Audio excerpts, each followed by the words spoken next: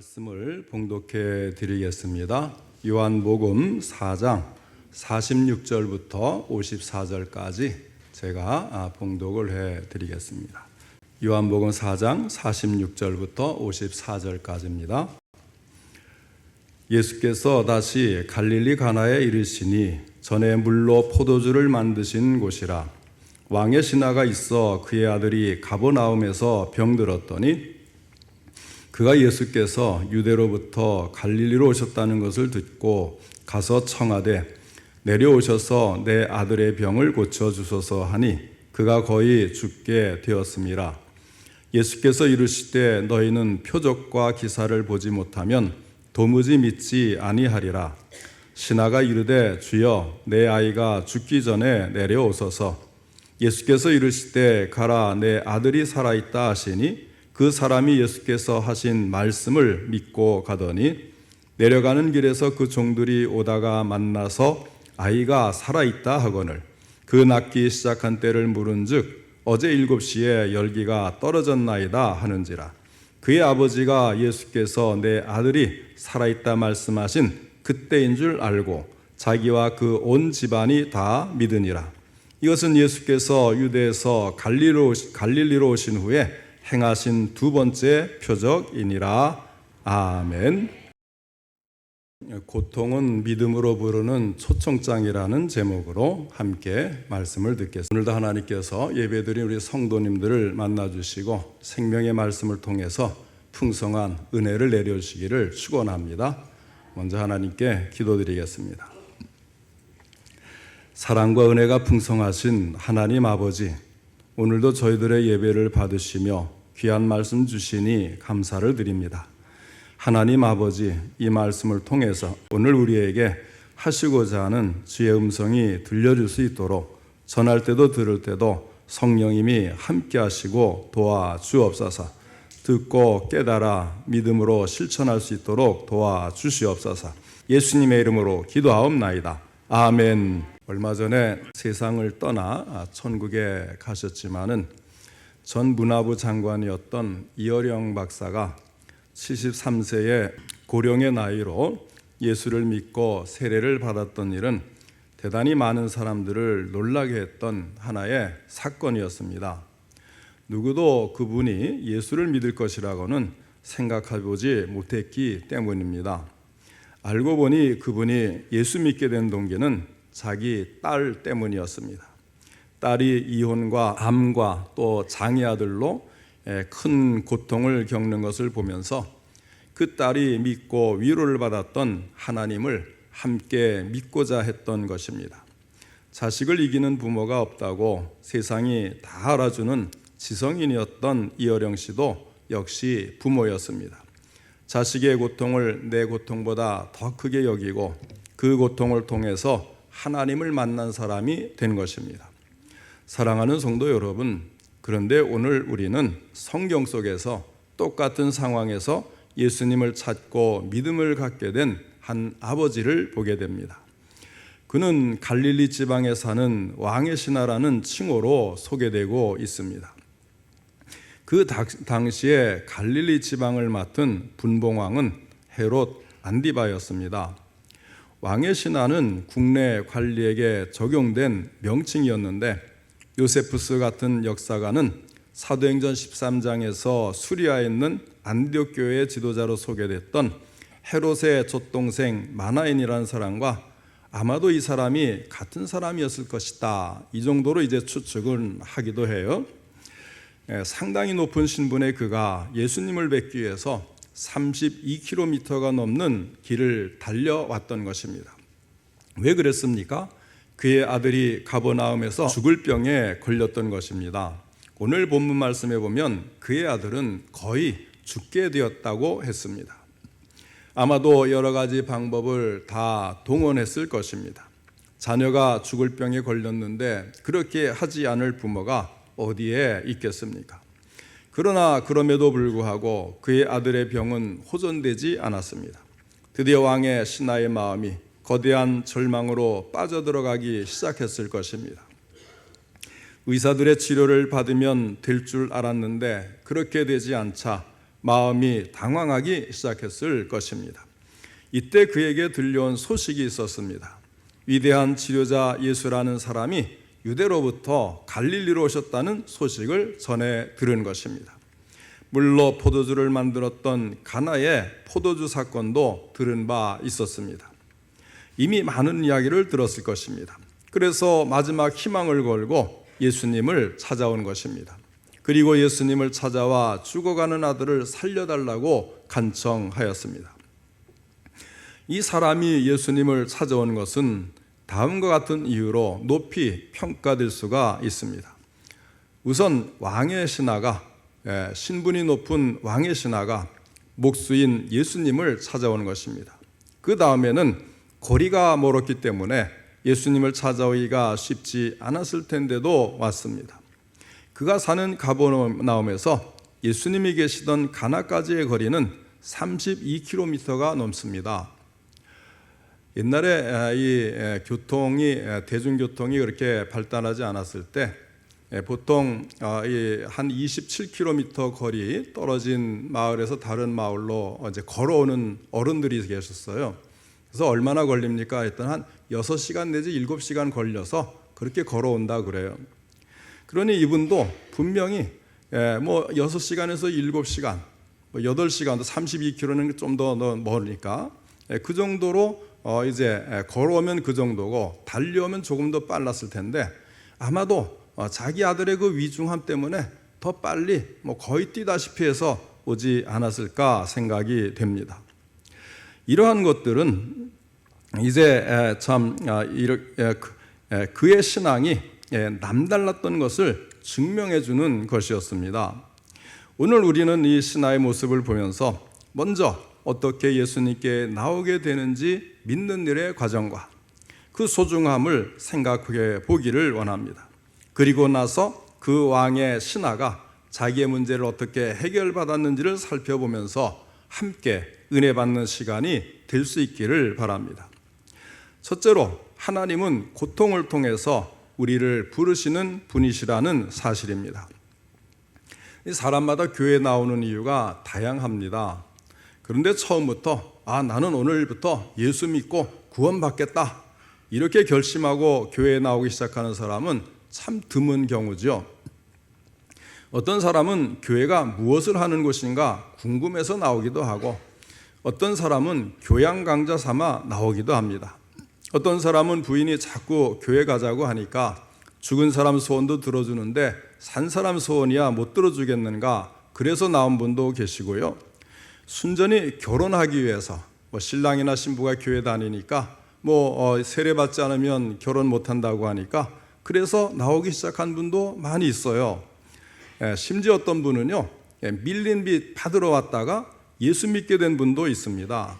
빚을 받아야 되는데 아무리 해도 만날 수가 없는 거예요. 그런데 그분은 교회는 꼭 예배 시간엔 참석한다. 그러니까 이제 빚 독촉을 하려고 교회에 나왔다가 예배 중에 이야기는 할 수 없잖아요. 그러니까 처음부터 이제 끝까지 예배에 참석하고 그러다가 예수 믿은 사람도 있는 거예요.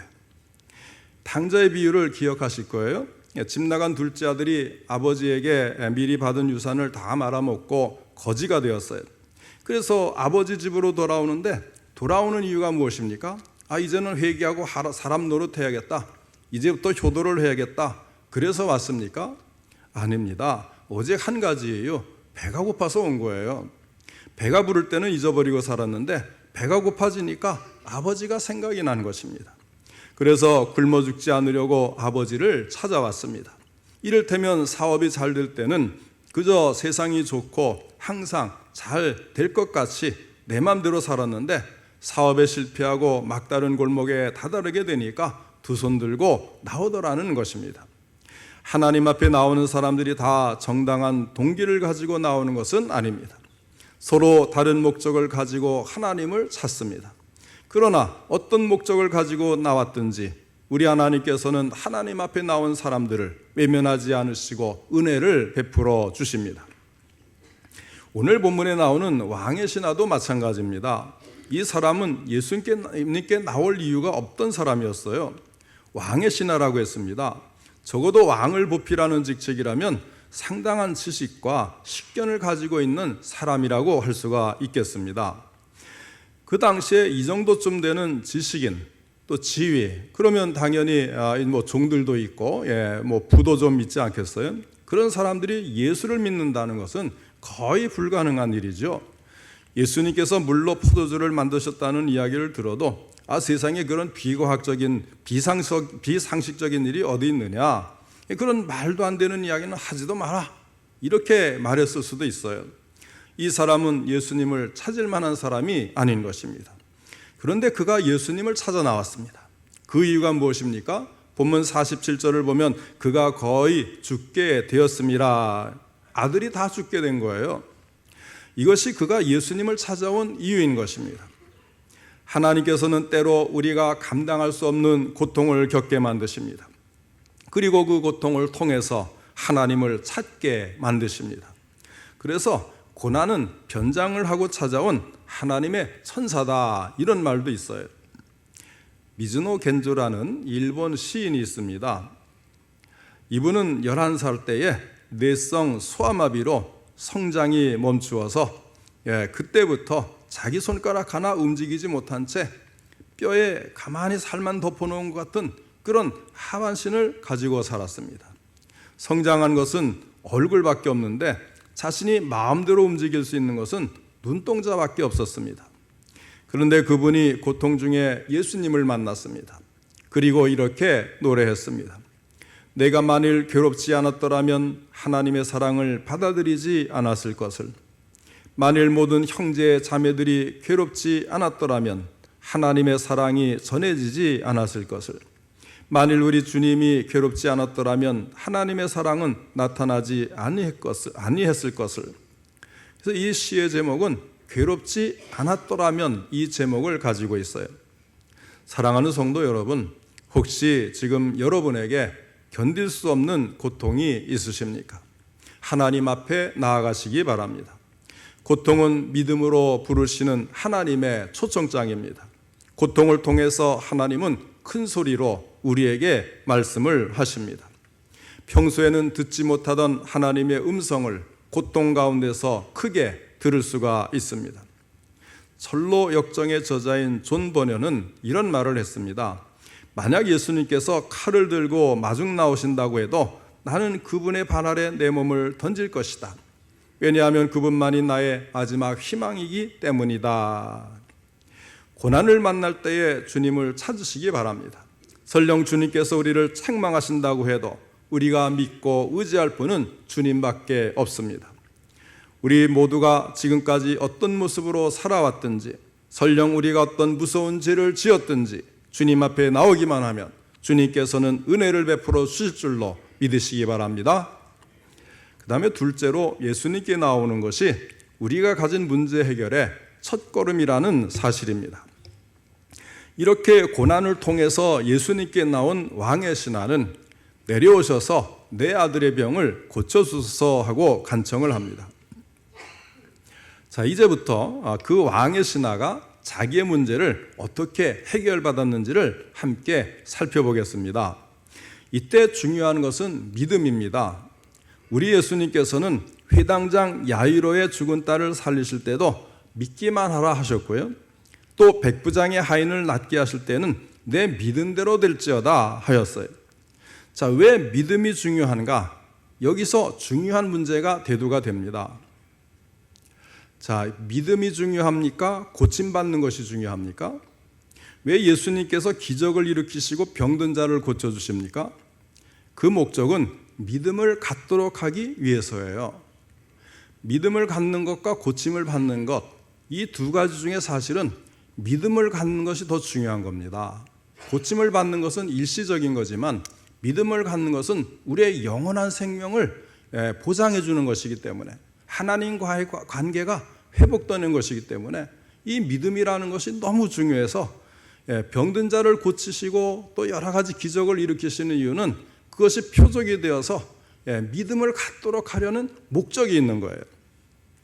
그러면 우리가 믿음이 없으면 하나님께서 고쳐주시지 못하기 때문에 믿음 하는 건가? 아니요. 우리의 입장에서 믿음이 있어야 고침을 받지만 하나님의 입장에서는요, 믿음이 없다고 못 고치는 게 아니에요. 그걸 아셔야 돼요. 하나님은 우리가 믿음이 있든지 없든지 고치기로 마음 먹으면 고치실 수 있고, 죽은 자를 살리시기로 마음 먹으시면 살릴 수가 있고, 어떤 기적이라도 일으킬 수 있는 분입니다. 그러나 고쳐주어도 믿지 못한다면 하나님으로서는 손해보는 장사잖아요. 믿음이 회복되고 하나님과의 관계가 회복되고 또 우리가 영원한 생명을 얻고 천국에서 하나님과 함께 행복하게 사는 이것을 원하시는데, 고쳐주어도 믿지 못하고 죄 짓다가 지옥에 간다면 무슨 이유로 그걸 고쳐주겠어요? 불필요한 일을 하는 것입니다. 우리 예수님께서 이 땅에 오셔서 많은 기적을 일으키신 것은 그 목적이 우리에게 믿음을 갖게 하시고 그 믿음으로 하나님께 나아오고 우리의 영혼이 구원받는 것인데, 믿음도 없이 병만 고쳐서는 무의미하다는 거예요. 그래서 하나님은 믿음이 없으면 못 고치시는 게 아니라 믿음이 있도록 고쳐주시는 그 목적을 갖고 계시는 거예요. 그래서 예수님은 믿음 갖기를 원하시고 믿음이 있는 자를 고치시기를 원하시는 것이지, 우리에게 믿음이 없으면 못 고치는 그런 분이 결코 아니라는 거예요. 그 때문에 예수님은 먼저 믿음이 있는가를 보시고, 믿음이 없으면요, 믿음이 들어갈 때까지 기다리는 거예요. 그리고 부족한 믿음은 완전히 채워질 때까지 기다리는 겁니다. 작은 믿음은 큰 믿음이 될 때까지 기다리시는 거예요. 어쨌든 이 왕의 신하에게도 믿음이 있었습니다. 처음부터 예수님을 찾을 때에 믿음을 가지고 나온 거예요. 그래서 예수님께서 오시기만 하면 죽어가던 내 아들이 살아날 수 있다는 믿음을 표현한 겁니다. 그러나 처음 왔을 때는 그 믿음은 좀 불완전한 거였죠. 불완전한 신앙이지만 그래도 끈질긴 그런 신앙을 갖고 있었어요. 자, 그의 믿음이 처음에 온전하지 않았다는 것은 무엇입니까? 오셔서 직접 아이에게 와야 고침을 받을 수 있다고 생각을 하는 거예요. 또 하나는 뭐냐면, 내 아이가 죽기 전에 내려오셔서, 죽으면 예수님도 못 고칠 것이라고 생각한 거죠. 그러나 죽기 전이라면 어떤 병도 고칠 수 있을 것이다. 여기까지는 믿음을 가졌는데 그 이상 정말 예수님이 할 수 있는 것을 완전하게 믿지를 못하는 거예요. 예수님을 찾아와서 내 아들의 병을 고쳐달라고 했을 때에 주님께서 너희는 표적과 기사를 보지 못하면 도무지 믿지 아니하리라 핀잔을 주신 이유가 바로 여기에 있는 것입니다. 예수님이 기적을 베푸셔서 자기 아들을 낫게 해줄 것이라는 믿음이 있기는 했지만 그것도 완벽한, 온전한 믿음이 아니었다 이것입니다. 그 다음에 49절에 보면 이 신하가 이르되 주여 내 아이가 죽기 전에 내려오소서. 그러니까 예수님의 능력이라는 것이 거리에 상관이 있다는 거죠. 멀리서는 못 고치고 가까이 와서 눈으로 봐야 고치고 또 이제 죽으면 못 고치고 살아있을 때 고칠 수 있고 이렇게 생각을 했으니까 아직 완전하지 못한 신앙이 있다는 것이 확실하지 않습니까? 그것을 간파하시고 참 꾸짖는 말씀을 하신 거예요. 그러나 중요한 게 하나 있습니다. 처음부터 완전한 사람은 없잖아요. 이 자기 아들이 막 이제 이제 귀신 들려서 막 죽으려고 할 때 이제 제자들에게 변화상 밑에서 제자들에게 찾아온 아버지가 있잖아요. 그의 믿음도 많이 흔들렸단 말이에요. 그럴 때 그가 예수님께서 책망을 하니까 뭐라 그래요? 나의 믿음 없음을 도와주소서 내가 믿나이다. 부족했던 믿음을 우리 예수님이 채워주시는 거예요. 그리고 그 믿음이 바로 설 때에 다 고침을 받는다는 겁니다. 그래서 그 왕의 신하도 중요한 것은 완전한 믿음이 중요한 것이 아니고 아직까지는 이 끈질긴 믿음, 주님을 붙들고 늘어지는 그런 믿음이 중요한 거예요. 그래서 우리가 신앙생활 할 때도 하나님께서는 간혹 여러 가지로 테스트할 때가 있어요. 그럴 때에 기분이나 분위기나 여건 이런 문제 때문에 물러서거나 등을 돌리면 은혜 받기가 어려운 것입니다. 그러나 반대로 왕의 신하처럼 끈질기고 강인한 신앙으로 물러서지 않는 생활을 하면 언제나 크고 넘치는 은혜를 받게 되어 있습니다. 그만두지, 이런 말을 자주 사용하는 게 우리 일상 삶이 아닙니까? 결혼 생활이 흔들리며 심하게 덜커덩거리게 되면 그만두지, 그래서 지금 여러 가정들이 다 이제 참 문제가 많이 생기지 않습니까? 학교에 돈이 많이 들고 지루하고 부담스러우면 그만두지 학업을 끝까지 마치질 못한단 말이에요. 직장에서 책임이 많아지고 상사에게 공식적으로 주의를 받거나 아무도 자기를 인정해 주지 않을 때도 그만두지. 그래서 오랫동안 직장 생활을 하질 못하는 거예요. 그러나 그럴 때에 물러서지 말아야 합니다. 하나님의 능력을 의지하고 총력을 다해서 부딪히는 겁니다. 그러면 어떤 곤경 중에서도 계속해서 우리와 함께 계시겠다고 약속하신 주님께서 우리를 위해 기적을 베풀어 주시게 되어 있는 것입니다.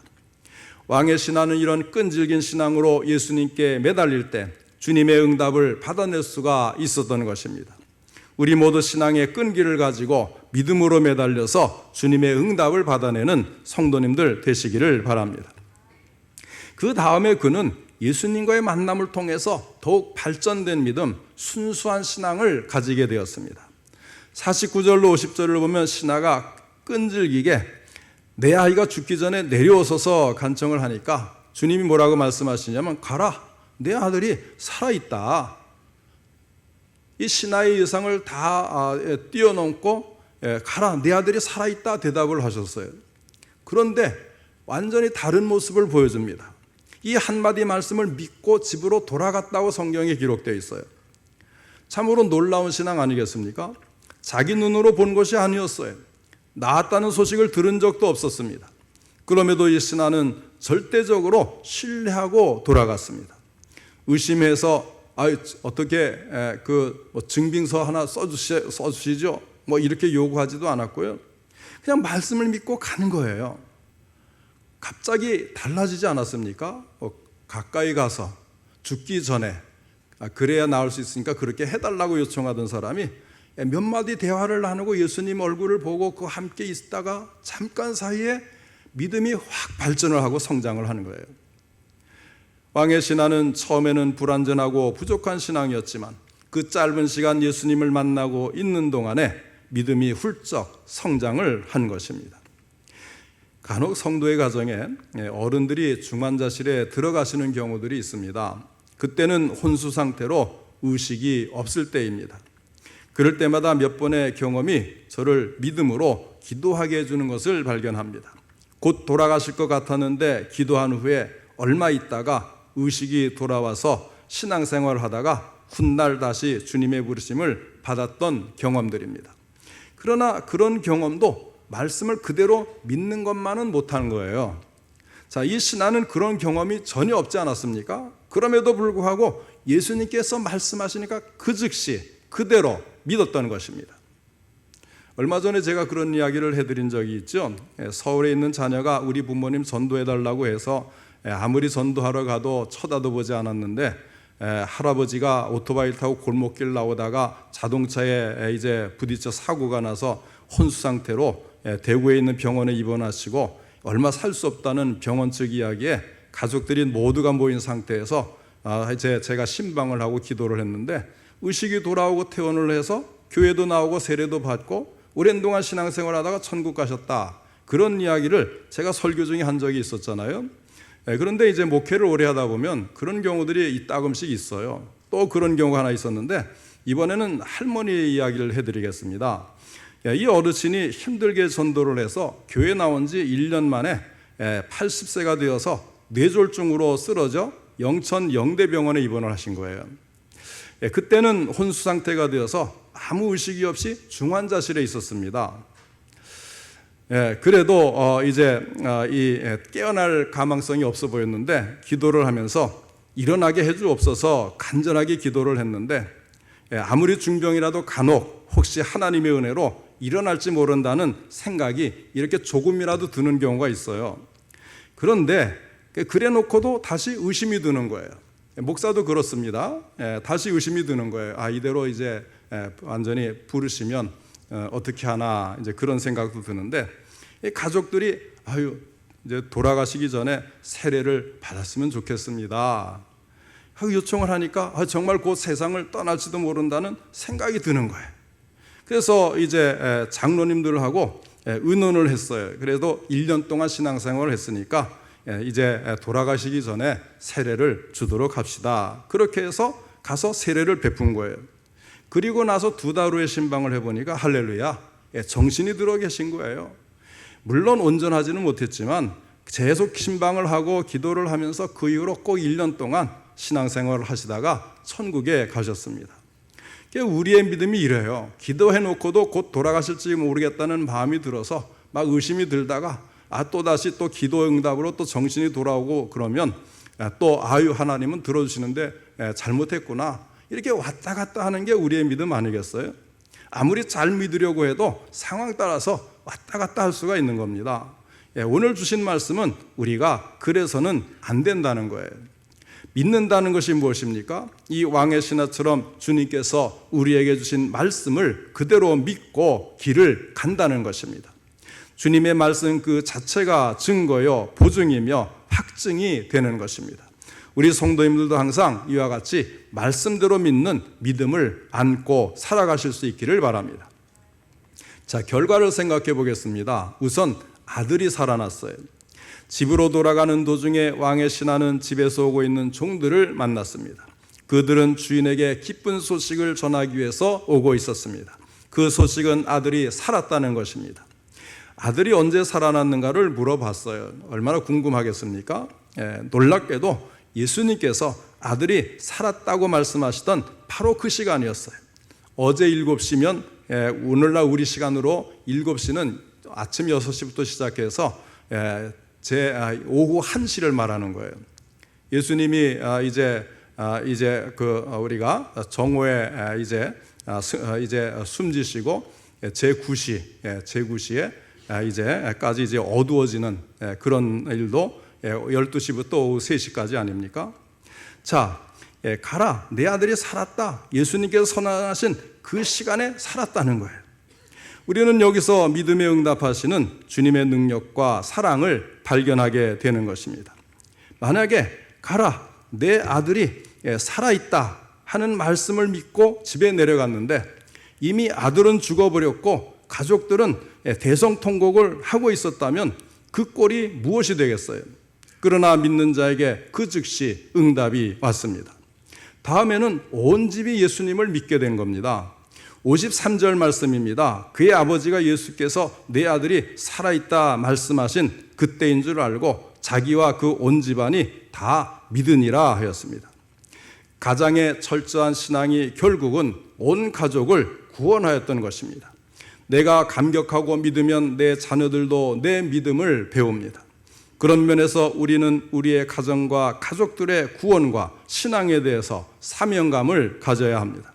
나 때문에 병든 가족이 나음을 얻고 내 자녀, 내 부모가 구원받고 죽어가는 영혼들이 구원받아야 합니다.